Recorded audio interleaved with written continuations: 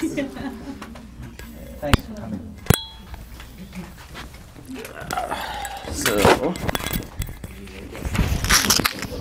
all right. Yeah, I know. This is getting wired for sound, is what this is called. Wired for sound, right. Okay, so we are wired for sound. So, All right. so let's explain a little bit about what we're doing. In your manual, you have a chapter from my book on channeling your higher self that describes the work that Henry and I have done together, primarily personally for me and in terms of development of techniques or what have you. Briefly, the story is that I was working on a book on psychic development, and I had never had a past life reading, and I got connected with Henry. He came over to my house. We did the past life regression. We did 2 or 3 over the course of a couple of years. And then I was working on a book, and I said, you know, gosh, it would be neat to try some channeling stuff like you've done with some other people to see if maybe I could get this book cheaper without having to work so hard, you know, kind of thing. So that's how it had started out. And I had already developed some kind of an ideas about channeling. I never take things at face value, so and having a lot of work in Jungian psychology, I didn't take literally and believe about there being entities or beings or what have you. Have a somewhat of a complex, I guess, theory about that, and we might get into that some. And that certainly influenced the way I work and what happened. To me, was a goal was to achieve some. The best word I can think of is an exalted state of consciousness, a state where you're the most creative, the most open. We can't use that word in the 4th dimension. We're shut, right? The most receptive to new ideas, the most flexible in being able to pass through ideas that you might not otherwise entertain. Also look at it in terms of like acting. Not in the sense of not so much pretending, but the extreme flexibility to empathize with multiple points of view. Just in the way that, in some sense, that God is empathizing with us so totally that we have our manifestation through the Creator's blessing, you might say. Could I develop empathy to the extent that I could empathize with all wisdom and pass it along, and believing that just why did God create souls for companionship, and we're kind of like personalities that when we get into a channeling state to access higher intelligence, sometimes we personify that higher intelligence so that it's less abstract, so we could have a relationship with it. So sometimes it has come through as beings, but not that often. And one of the things I'll be saying to Henry is, how come I don't pass out during these things? I'm always awake, you know. And he said, well, why don't you ask yourself when you're under, you know. And one of the things that came out, well, is I'm a scientist, you know, and I'm just so curious. I've got to be present watching the whole thing. Belief systems, part of what my goals are, a number of different things like that. And I think, too, one of the reasons we're doing this is that some questions are coming up about counseling and developing a... See, channeling has a certain kind of a stereotype in my book on channeling a higher self, talking about how people have come to, like, say, watching the Shirley MacLaine thing, is that channeling is like transmission from outer space. And I look at it as a creative process. And so is therapy a creative. Healing is a creative process where you're empathizing with the creative forces to restore a balance, a larger quality of being.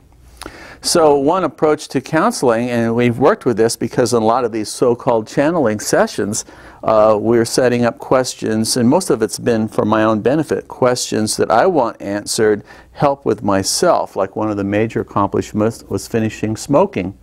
We used hypnosis to quit smoking, and most people think that it's because he's giving me suggestions. You won't smoke anymore. You know, he does that when we're walking around, plenty. You heard that. You heard lots of that. Right.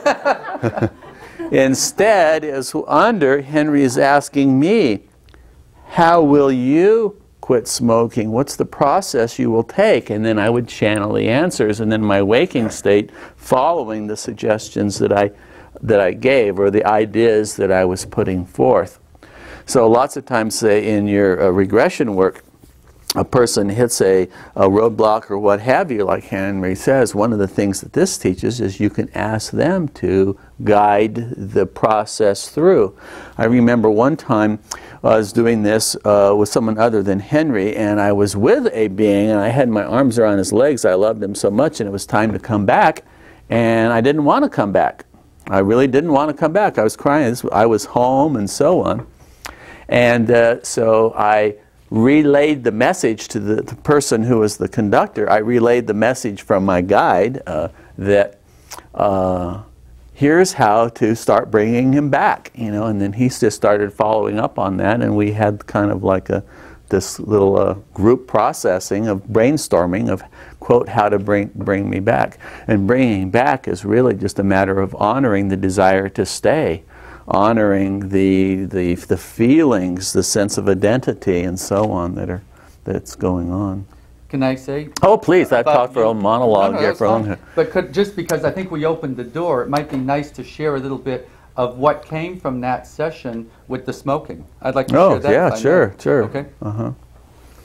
Sometimes there are the traditional approaches, which is suggestion, visualization. Some people have used aversion. There's been any number of things working with cigarettes and tobacco. But in Henry's case, he had tried much of that, and it was like his one last big thing in life that he wanted to heal.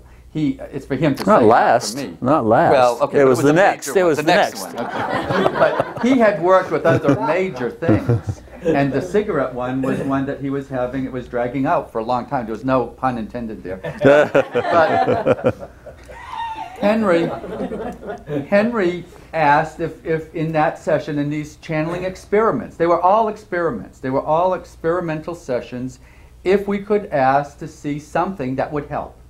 And when we asked, and we're going to demonstrate one later, as he said, after break, and we don't know where it's going to go, what it's going to do. We were careful today driving here not even to talk about it because we want it to be completely pure as this is. It's totally unrehearsed. We don't know where it's going to go or what's going to happen. And so it requires trust on his part because you know, he might make a fool of himself. I will. There'll be some part. There's always the fool section of the program. Okay. But in that particular session, and I recall it very well. It's starting. Because it was so powerful.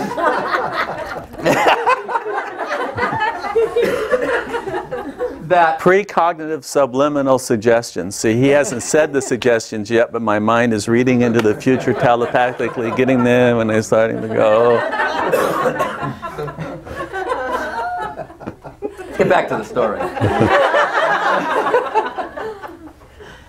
Anyways, what was so interesting about it was not from the perspective at all of this is a bad thing, this is harming you or hurting you. It was the opposite. What he actually started doing was channeling the spirit of tobacco. If you can imagine such a thing, which was so hard to understand, not like an elemental or not like some tangible thing, but the essence or the spirit of tobacco itself. And here's what gets even more interesting. Its holiness, its sacredness of the American Indian, which is where tobacco came from, was from the New World. They didn't have it in Europe or other parts of the world. It came from our continent. That tobacco was considered, and cornmeal were the two sacred items. These were done in reverence and holiness. It wasn't as today that person just takes one cigarette after another after another. It was never like that. This was a sacred weed, a sacred herb from nature that they cultivated for spiritual and healing practices. And so once he channeled the spirit of tobacco and its sacredness, then it was the realization that a part of Henry, maybe, we don't know this, but a part of Henry remembered when it was sacred and holy, and that's why it was hard for him to give it up, because he remembered its high usage and quality and not what it's now become as far as being overly chemicalized, overly played with. And so when he channeled that spirit of the tobacco, it was beautiful. And it was a whole new approach of embracing that, and then that was the beginning of the process of freeing. It didn't end with that session, though. He didn't stop smoking right there at that session. He then had another session with another man who's very well known, and something else he did there was like the final thing. Is that correct? No, we didn't have a session. I think that was the last session. That was the last session? We certainly, we had many sessions about it, you know, because it was like introduced. I think you snuck a question in at the very first time we did this, you know, about smoking, and gradually evolved that. No, it was just a prayer session one time. Oh, a prayer session with another man. Okay. But anyway, so much good came from it because of its unusual approach. I was so impressed that I wanted to adapt it and make a cigarette or a tobacco session that other people could use and adapt, and it's just for lack of time. There's so much that comes through, as will happen in your work. You're going to get such exciting case histories. You're going to have material for endless books and research and things. And so I apologize that I didn't utilize that, but it would make a great approach, a totally novel and yet effective approach, because it worked. It was the way of embracing it as releasing it, rather than criticizing it, being harsh, blaming the tobacco companies, etc., etc. And okay, Yeah. thought we should say that. Yeah, a lot of most of the work has been done for, you know, to get information that would help me. Also, it's been done just for the practice of the experience, to as a recovering intellectual trying to learn how to speak from a different place, you might say, speak from the heart or what have you. Also, to understand the process and explore some about the nature of the process. I think what you'll experience or what you'll judge is going on will be a function of your own expectations, your background, the particular uses and needs and so on that you might have. The few things that we might say is gone into detail in that chapter, and a little preface to the script. What we have is a script that has the person go to a special place and there meet a teacher or a mentor, and then pass along to the conductor what the mentor is saying. You can go and Pat Rodergast, who channels Emmanuel, that's the way she's doing it. She's speaking as Pat, passing along to you what inwardly she hears Emmanuel saying. Others, say Kevin Ryerson, who has also a background in acting, totally transforms and becomes the being, and the being comes in or what have you. That's another form. There are many, many, many, many, many forms of channeling. It's basically spirit being patterned and then manifesting. And some through the written word is another. There's a lady here on the way down from the airport who said, you work with a pendulum. May I say that? Is that all right to say? Yes. She found that she could work with the pendulum, although she's aware of her surroundings and her world. In fact, if she can stop and go get a drink or something and come back, but the pendulum spells out the letters, and she's just like a scribe who then writes down the letters, and then they become words, and the words become sentences, and the sentences become very valuable material. And there are many, many different tools and techniques for this. And this also has ancient precedent. The Oracle of Delphi is one that's very well known in history, recorded history, but this goes from all of history. This is something that the shamans would do. This is something that the temple priests and priestess would do. This was the work of connecting with those higher realms. And I know higher is one of those strange words, and we want to make sure that we don't imply that it has to be out there, because I think, as Casey said, they are the higher inner realms, the galaxies within, as opposed, or in conjunction with the galaxies without. But that these are inner realms, so we want to be careful of our usage of words. I know some people attended the fourth dimension workshop that we give. How many have attended our fourth dimension? 1, 2, 3, 4, 5, 6. Good, okay, great, thank you. Because that's one of the test items in the fourth dimension, is what do we mean by higher consciousness? Do we mean standing on a chair or on a building or something like that? And Henry demonstrates that. Right, right.